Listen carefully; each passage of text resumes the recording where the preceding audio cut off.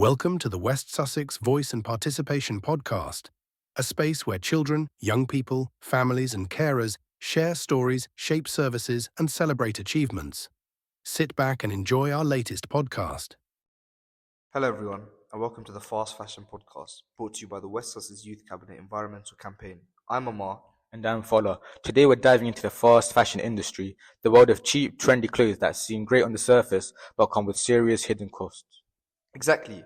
We're going to explore how fast fashion connects economics, politics, and the environment, and how something as simple as what we wear is tied to global systems. Let's get started. Fast fashion is built on one main idea: produce more for less. Big brands like Shein, Zara, and H&M rely on economies of scale, meaning they make millions of items so cheaply that the cost per piece drops dramatically. They move production to countries like Bangladesh, Vietnam, and Ethiopia, where wages are low and regulations are weak, what economists call comparative advantage. But the low prices we see don't reflect the true cost. Fast fashion creates what we call negative externalities, hidden economic costs like pollution, unsafe working conditions, and waste that aren't included in the price tag. Governments often ignore these problems because the fashion industry boosts GDP, exports, and employment, especially in developing countries. Politically, it's easier to keep things as they are. So when we see a t-shirt for £5, it's not really that cheap. It's just that the real cost is being paid somewhere else, right? Exactly. The workers, the environment, and future generations are the ones footing the bill. Fast fashion wouldn't exist without global trade policies. Since the 1990s, neoliberal economics has pushed for free trade and deregulation, making it easier for companies to shift production wherever it's cheapest. This would lead businesses to choose countries with the weakest labor laws or environmental protections. And that's how we end up with disasters like the Rana Plaza factory collapse in Bangladesh in 2013. More than 1,000 workers lost their lives because of unsafe working conditions. You're exactly right. The tragedy exposed how fragile the system is. Many Western brands promise change, but most reforms are voluntary and weakly enforced.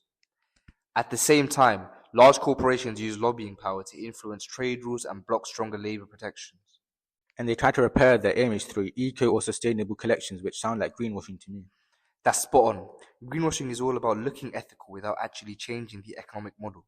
Economically, it's symbolic compliance, branding, not reform. The environmental impact itself is massive. The fashion industry is responsible for around 10% of global carbon emissions, and it's the second largest consumer of water worldwide. Making one cotton t-shirt can take about 2,700 liters of water, enough for one person to drink over 2 years. This happens in countries which are facing water scarcity like India and Pakistan. Chemical dyes and untreated wastewater often flow into rivers, polluting ecosystems and harming communities. Then there's polyester, about 60% of all clothing made from fossil fuels. Every wash releases microplastics that end up in our oceans and food chains. And when we throw those clothes away, a lot of them are sent to landfill or dumped in African countries as textile waste. Some of those garments can take hundreds of years to decompose. That's right, and that's a form of environmental inequality. The companies least responsible for the problems are the ones dealing with the waste. So how do we fix it? From an economic point of view, we need to make sure companies pay for the real cost of production. That means internalizing externalities, including the social and environmental costs in their price. Governments could introduce carbon taxes, import tariffs on unsustainable goods, or even extended producer responsibility laws, which makes companies accountable for recycling and waste. We can also move towards a circular economy where clothes are designed to last longer, be repaired easily, and recycled instead of dumped. And on the consumer side, that's where the movements like slow fashion come in. Buying fewer items, choosing better qualities, and reusing what we already have. Exactly. When enough consumers change their habits, markets adapt. That's demand-driven sustainability. So it's just not about shopping differently, it's about thinking differently, about what our purchases support. Right. Change starts with awareness and pressure from people like us. When youth voices push for accountability, it challenges both policy and industry.